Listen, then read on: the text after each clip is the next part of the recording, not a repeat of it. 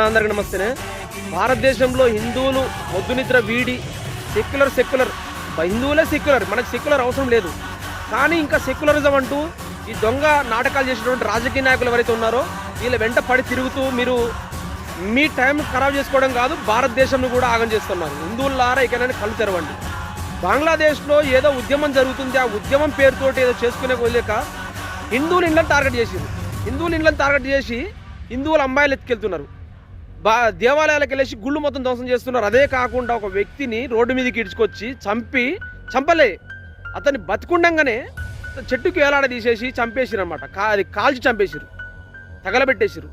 హిందువులారా, ఇది ఎక్కడో బంగ్లాదేశ్లో జరుగుతుంది, పాకిస్తాన్లో జరుగుతుంది కాదు, మన భారతదేశంలో కూడా చాలా చోట్ల జరిగింది. కాబట్టి వెలుగులోకి రాలేదు. కానీ వెలుగులోకి వచ్చేంత దూరం వస్తే మాత్రం హిందువులు బతికేటానికి ఆస్కారం ఉంటుంది. హిందువులారా ఎక్కడైనా కళ్ళు తెరవండి.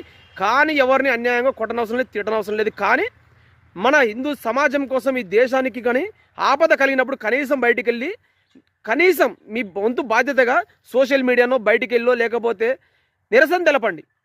సమాజంలో ఉన్నటువంటి ఈ దొంగ సెక్యులర్లకి కళ్ళు తెరిచేటట్టు, బుద్ధి వచ్చేటట్టు చెప్పండి. వాళ్ళు ఎంతసేపటి ఒకటి కులం ప్రాంతం అంటూ ఒకడొస్తాడు, భాష అంటూ ఒకడొస్తాడు. నిన్న వాళ్ళ మన ముఖ్యమంత్రి గారు అన్నారు, అసలు అవసరం లేని ముచ్చట మీకు మతాలతోటి. అయినా కానీ మతం రంగు పులుపుతూ ఉన్నారు. అక్కడ ముస్లిం మాయతో కాంగ్రెస్ వస్తేనే ముస్లిం మతం. అరే, ఇక్కడ వాళ్ళు అడిగిరా మిమ్మల్ని ఏమన్నా? లేకపోతే హిందువులు ఏమన్నా మిమ్మల్ని మీకు ఓట్లు వేయట్లేరా? మీరు హిందువులు ఓట్లు వేస్తారు కదా మీరు గెలిచింది.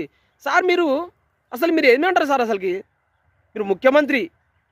ఒక ఆయన ఇంతకుముందు అట్లనే చేసిండు, కేసీఆర్ గారు ఇట్లా మాట్లాడిండు, హిందువులు బొందుగాలని.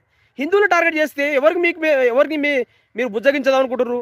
మీకు చిల్లర ఓట్ల కోసం ఇంత నీచానికి దిగజారుతారా మీరు అందరూ?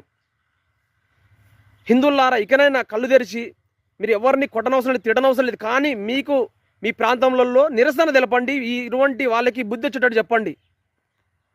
లేదంటే అక్కడెక్కడ బంగ్లాదేశ్లో కాదు, రేపు మీ ప్రాంతాలలో కూడా జరగవచ్చు. ఆల్రెడీ మన ప్రాంతాల్లో జరిగినాయి చాలా వరకు. కానీ అవన్నీ వెలుగులోకి రావాలి. ఎందుకంటే